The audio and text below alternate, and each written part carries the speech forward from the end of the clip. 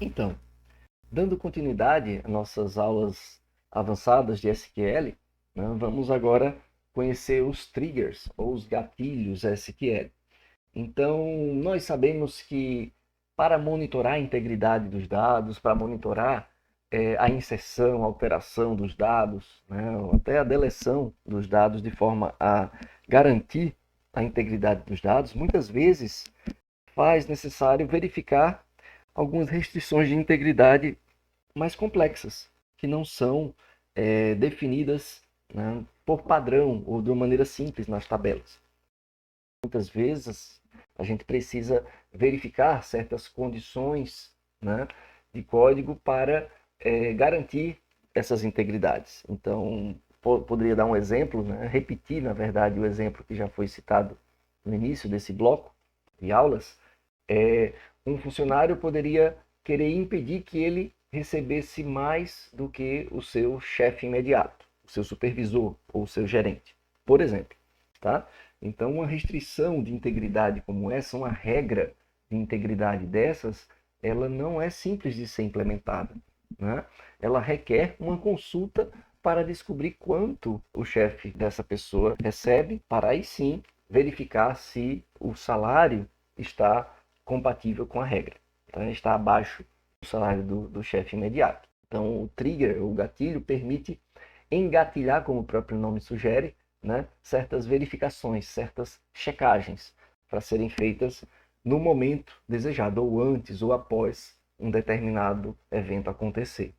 Então, a sintaxe para criar um gatilho, um trigger, é a seguinte: create trigger, então precisa dar um nome primeiro ao gatilho.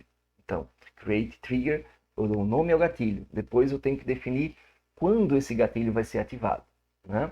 Então, para isso, eu tenho que preencher dois dados. Né? Eu tenho que informar se ele vai ser ativado antes ou após um determinado evento, né? Before ou after. Então, esse trigger time é para dizer se é antes ou após um determinado evento. E o evento pode ser insert, delete ou update. Então, create trigger, o nome do trigger. Before insert. Pronto. Então, toda vez que eu for inserir alguém, antes de inserir, ele vai garantir essas propriedades. Agora, inserir o quê? Qualquer coisa no banco de dados? Não. Não tem que ser tuplas de um alvo específico. Então, on, eu preciso indicar a tabela. Né? On, uma tabela, e depois for each row, aí eu digo o que eu vou verificar para as tuplas dessa tabela. Tá? Então, só contextualizando o nosso exemplo, aqui nós temos duas tabelas, lembrando que uma delas é a tabela de funcionários, né, e a outra foi a que nós criamos e calculamos, né, usando o Stored Procedures. Então aqui nós temos o quanto cada funcionário ganha, né, nós sabemos quem é o chefe de cada funcionário, né, aqueles que não têm chefe estão com Super ID nulo, né, e aqui nós temos a tabela que foi criada, que é o somatório dos salários de cada departamento. Então nós fizemos um somatório, agrupando por departamento, e o somatório dos salários, digamos assim, seria esses aqui, de cada departamento. Agora deseja-se, hipoteticamente, criar um gatilho para atualizar o salário total do departamento quando um novo empregado for contratado. Né? Então, se eu quiser utilizar uma tabela, né, para armazenar essa possível visão, digamos assim, eu posso engatilhar ou criar gatilhos para atualizar essa tabela para mim automaticamente. Quando isso pode ser útil? Quando pode ser necessário? Se eu estou usando, por exemplo, um SGBD que não tem o artifício de visões persistentes, né? Então, se eu tenho um SGBD que não tem esse artifício, por exemplo, o MySQL, eu poderia criar, ao invés de criar uma view, ao invés de uma create view, criar uma tabela mesmo, create table, mas agregar a essa tabela alguns gatilhos que façam a atualização desses dados automaticamente, à medida que for necessário. Então, se eu atualizar algum empregado, né, o salário de alguém, ou se eu adicionar novos empregados, ou se eu excluir o empregado, eu precisaria atualizar os dados da tabela, tá joia? Então, no nosso caso, preparando primeiro para a inserção, então para atualizar o salário total, quando eu inserir alguém, eu tenho que dizer que o foco do evento vai ser o insert e eu vou atualizar após esse insert, tá? Então eu vou criar um gatilho, um nome para o gatilho, nesse caso update salary, e ele vai ser ativado após o insert, após inserir empregados, né? Então after insert on employee. Então, para cada tupla, for each row, aí nós temos o delimitador, digamos assim, do corpo desse gatilho. Então, se new.dno is not null. Aí você, mas onde foi declarado esse new? O que significa esse new? Esse new, ele é um indicador do novo valor, quer dizer, a tupla após o insert. Tá joia? Então, new.dno, então o department number, né, digamos assim, que foi inserido, não é nulo. Então, se não é nulo, ele tem um número de departamento. Então, eu preciso recalcular, atualizar o valor para aquele número de departamento. Tá joia? Então, eu vou atualizar o salário do departamento, né, onde o total do salário vai ser recalculado. Como vai ser recalculado? Eu pego o valor que já tinha e acrescento o novo salário. Note que esse update é muito mais barato do que a gente regerar toda a tabela, né? A gente criar novamente a tabela a partir de uma consulta. Então, só é atualizado o departamento específico que tem a necessidade. Tá joia? Então, a palavra reservada new refere-se à nova linha que foi inserida. Então, a partir desse gatilho, ou com esse gatilho, se inserirmos um novo empregado, o salário total é recalculado automaticamente. Tá joia? Se por acaso eu inserir um funcionário que não tenha nenhum departamento, né, um departamento nulo, então não vai haver mudança. Tá joia? Agora tem um problema. E se depois eu atualizar, eu fizer um update nesse departamento, atribuindo um valor ou mudando o funcionário anterior, né, para outro departamento, esse gatilho não vai ser ativado. Porque note que ele só é ativado after insert. Então, se eu quiser fazer esse tipo de atualização, eu preciso também do update. Tá? Eu preciso atualizar o update. Aí sim, a palavra reservada old vai fazer sentido, né? Porque eu posso fazer referência ao valor anterior e ao valor posterior ao update. Tá joia? Que é o que a gente vai fazer agora. Então, para atualizar o salário do departamento quando um novo empregado for modificado. Então, eu precisaria ter em mente o que foi alterado. Então, se o antigo não for nulo, eu tenho que tirar o salário e atualizar. Se for o novo não for nulo, eu acrescento. Então, aqui eu posso colocar a lógica que eu desejar, né? Eu crio o programa em si, ou a lógica engatilhada que for necessária, sabendo que eu tenho à disposição as palavras reservadas new e old para representar a tupla. A tupla após o update, new. A tupla antes do update, old. Fica à disposição. Então, com o gatilho, se por acaso nós atualizarmos o departamento, esse gatilho vai fazer o refresh, né? Fazer a atualização completa. Então, nós poderíamos também escrever um gatilho para atualizar o salário total do departamento quando alguém for apagado.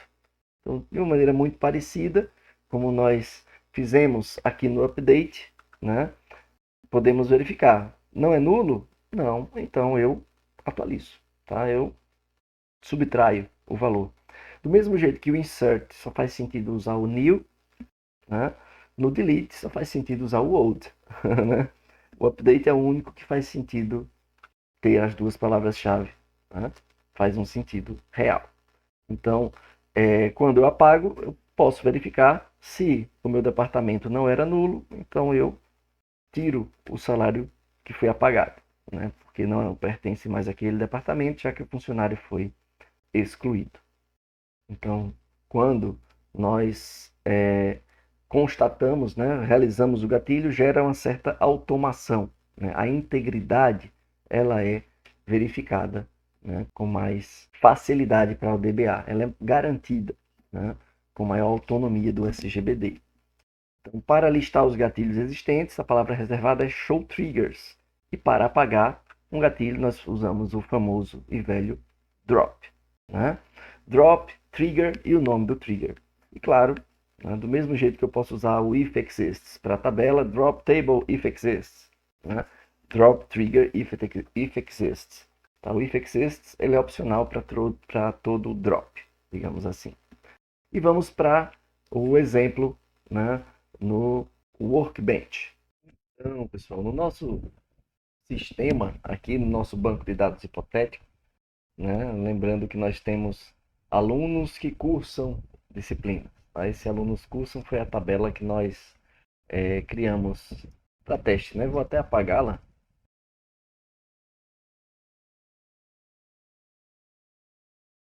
A tabela não existe mais.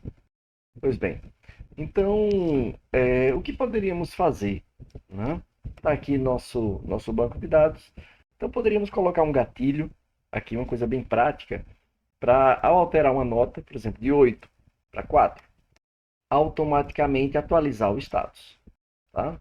Aqui, qualquer nota que for alterada, atualiza o status. Joia? Então, vamos voltar ao que estava. Pronto, para a gente testar, né? Para a gente realizar a tarefa. Então, vamos aproveitar essa guia. Vamos lá. Então, primeiro passo, nós precisamos definir o delimitador.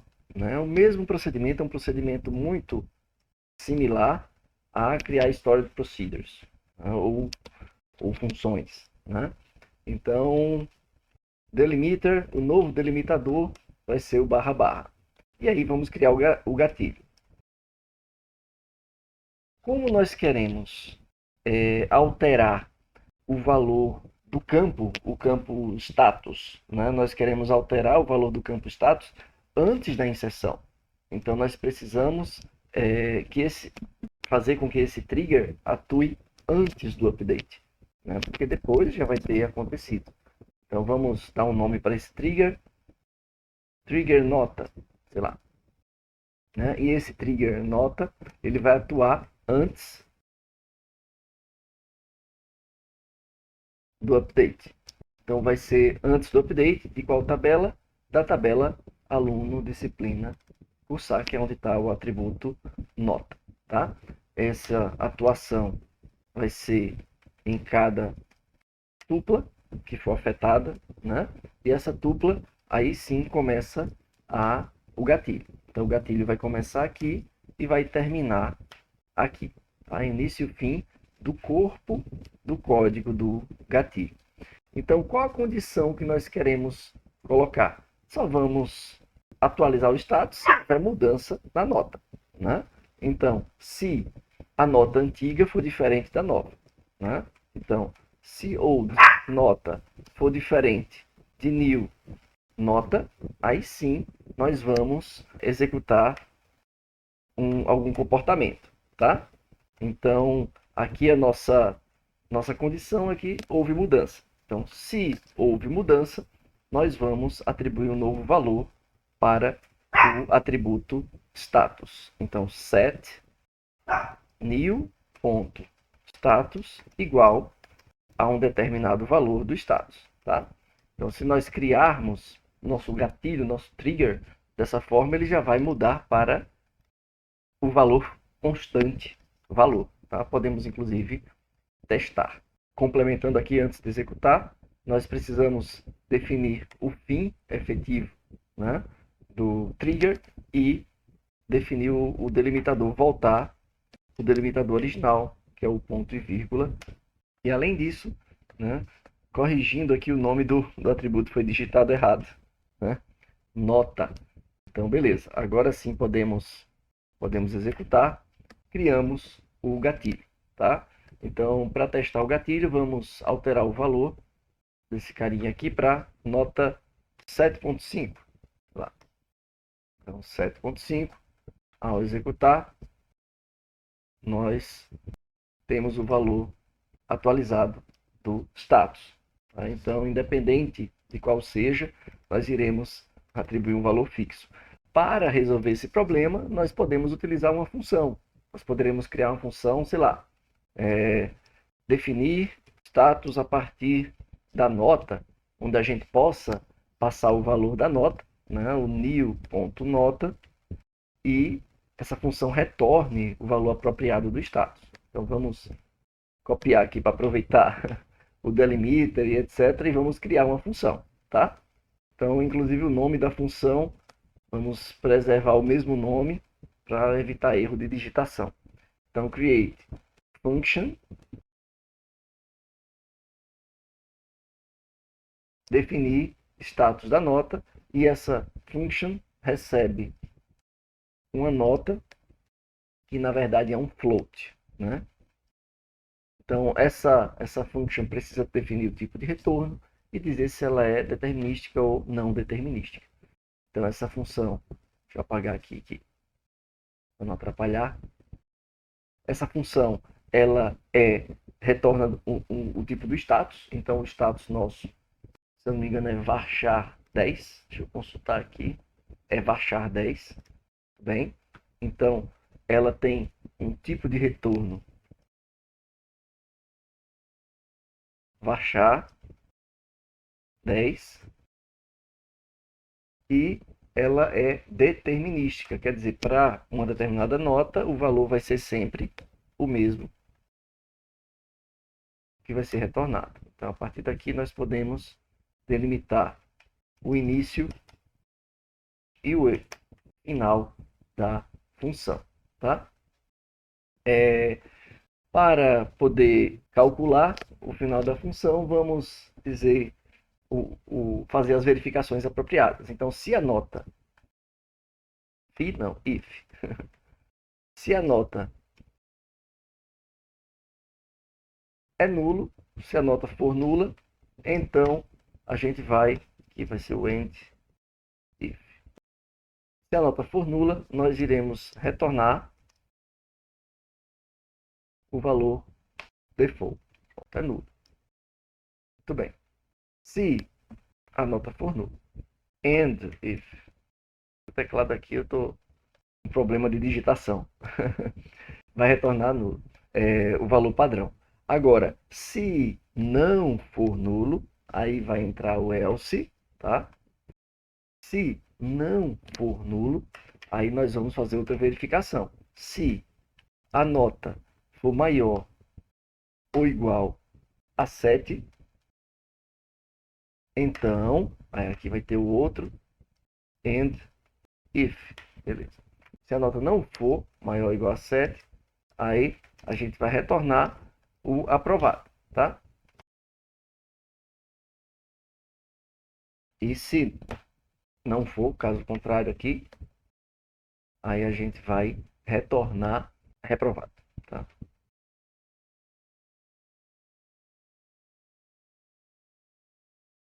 Então, uma função simples, né? Dependendo do valor da nota, ele retorna um dos três valores, uma das três possibilidades, tá? Então vamos executar, criamos a função, agora nós podemos criar o gatilho. Só com cuidado, esse gatilho na verdade ele já foi criado, né? Com valor fixo. Então nós precisamos apagar antes o gatilho. Sem ponto e vírgula, já que estamos no Workbench. Tá? Então apagamos o gatilho e agora podemos criar novamente o gatilho. Foi criado. Tá? Então, por conta disso, ao alterar o valor, esse valor já atualiza o status. Tá? Se a nota aqui for qualquer outra nota, também é atualizado o status automaticamente, a partir da nota nesse caso. Tá?